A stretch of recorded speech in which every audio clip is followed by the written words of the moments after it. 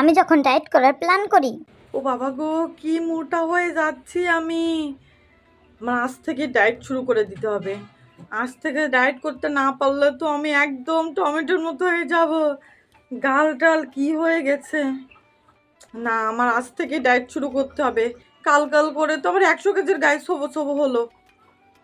দেখি মাকে শুধু বলবো আমার জন্য কি রান্না করতে। ভাত খাওয়া যাবে না এখন থেকে, শুধু ফ্রুট খেতে হবে আর ডায়েট করতে হবে।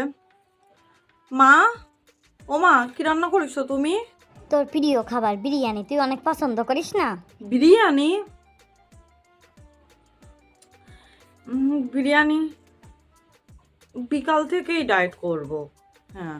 এই দেখ, তোর জন্য আমি নিয়ে এসেছি গাছ পাকা আম। আম পাইছো? দাও দাও। গাছ পাকা আম খেলে তো ওজন বাড়ে না। আম খেলেও ওজন বাড়ে, কিন্তু গাছ পাকা আম খেলে